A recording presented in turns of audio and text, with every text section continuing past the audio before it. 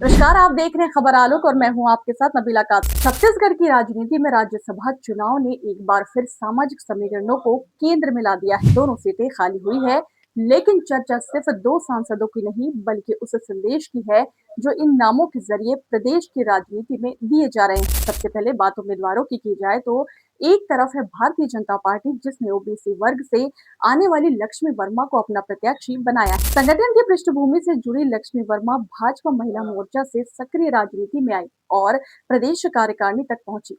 उनका चयन इस बात का संकेत माना जाता है कि पार्टी जमीनी कार्यकर्ताओं और ओबीसी प्रतिनिधित्व को प्राथमिकता दे रही है।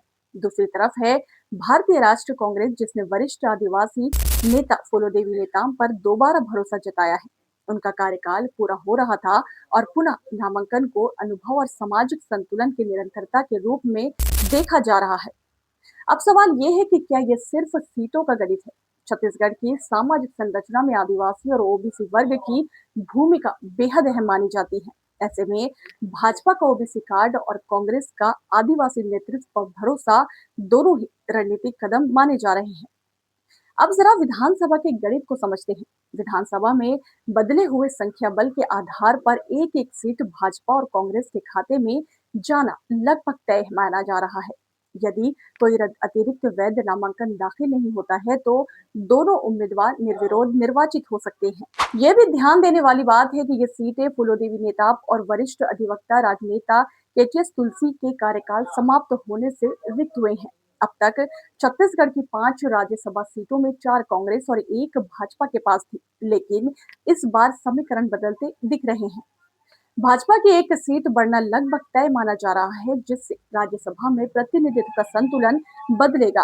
वर्तमान में छत्तीसगढ़ से कांग्रेस की ओर में रजनीता रंजन और राजीव शुक्ला, जबकि भाजपा की ओर से देवेंद्र प्रताप सिंह राज्यसभा में मौजूद है।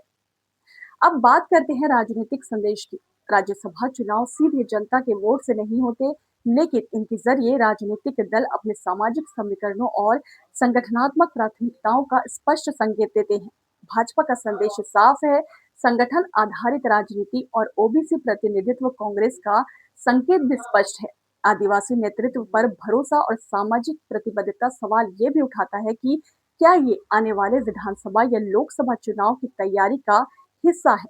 क्या दोनों दल अभी से अपने अपने और वोट बैंक को मजबूत करने की रणनीति पर काम करते आ रहे हैं?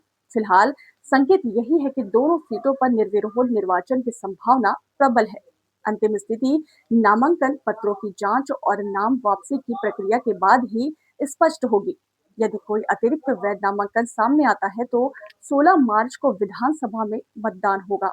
लेकिन अभी तक जो तस्वीर उभर कर सामने आई है वह मुकाबले से ज्यादा सहमति की नजर आ रही है। कुल मिलाकर ये चुनाव सिर्फ दो सांसदों का चयन नहीं है, ये सामाजिक संतुलन, राजनीतिक रणनीति और भविष्य की सियासी दिशा का संकेत भी है।